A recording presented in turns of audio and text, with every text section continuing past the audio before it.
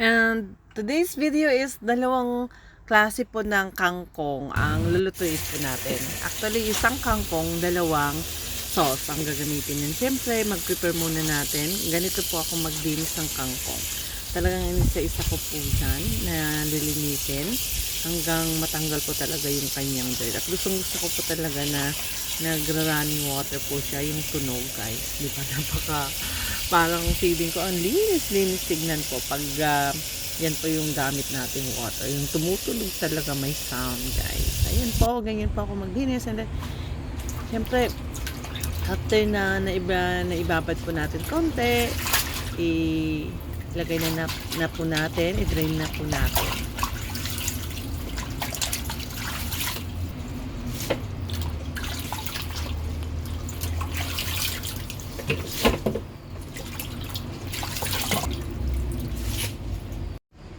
Tonight, I'm going to cook kangkong or morning glory. I have two set aside here. Why? Because I'm cooking two way. First, I'm cooking with chili. And secondly, I'm cooking with preserved tofu. Preserved tofu with kangkong is very yummy, one of my favorite. That's why I make two. And let's see what is the different. Ano yung mas maunang maubos. So, let's start! Guys, ito po yung preserved tofu. Ganito po ang itsura niya. Napaka-fresh po na nakalagay po sa ref. And syempre, ito naman po yung chili sauce na gagamitin po natin. Isa sa mga gagamitin natin sa pagluto ng kangkong. Kasi gagamitan ko po siya ng preserved tofu and chili soy sauce. And una po is didikdikin ko kasi yung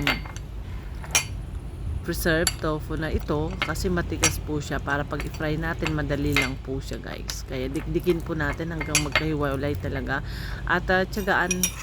And syempre i-spread lang po natin itong chili sauce para maganda po pag i-fry natin. Ayan, ito na po yung dalawa na gagamitin natin and siguro mag-start na po tayo i-fry.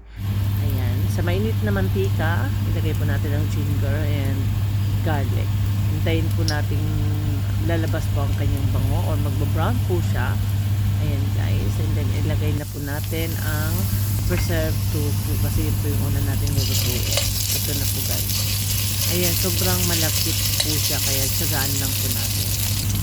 Tsaga-tsaga lang po kasi kailangan makuha talaga natin yung sauce niya. Yung magkahiwa-hiwalay talaga siya. Saka hintayin po natin mag-brown.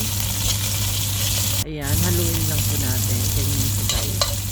And pag alam na natin yung brown, pwede na nating ilagay po ang vegetable na ilalagay natin. Ayan, guys, yan na po ang it's time na po ilagay natin ang kangkong.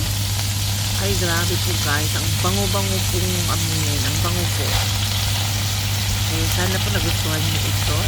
Gagawin niyo po. Madali lang po siyang i-prepare. Madali lang po maluto. Ayan, kung gusto niyo pong i-level up po yung kangkong, gamit lang po kayo ng preserved tofu. Wala ka nang kailangang ilagay. Yan lang po. Ginger and garlic and preserved tofu is yun na po. Wala nang iba-ibang kailangan pa. So, haluin lang po natin siya. Kasi ang gulay na ito, madali lang po siyang maluto, guys. Kaya, ayan. Kung nagtutubig siya, ha, remind ko lang, pero kailangan po natin mawala yung watery.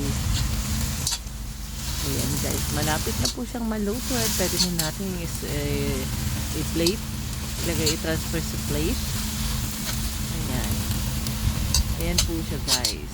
Ang bango po, guys, at napaka yummy. Hindi ko pa natitikman pero I'm sure yummy. Ayan, i-plate na po natin para next po iluto natin naman yung with chili sauce. Ayan na po yung kangkong with preserved tofu. And next po is maglagay po tayo din same process, garlic, onion, and then yung soy sauce, chili soy sauce, and then ilagay po natin yung kangkong.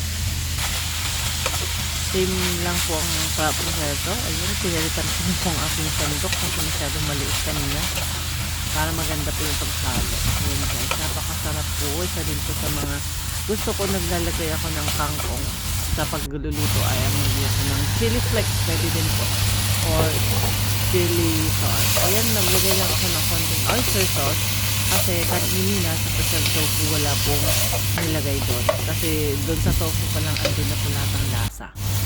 Dito naman sa chili sauce, naglagay ako ng oyster sauce. At malapit na po, pwede na natin i-serve. And thank you so much sa inyo pong pag-like and comment. And sa pa-subscribe na rin po.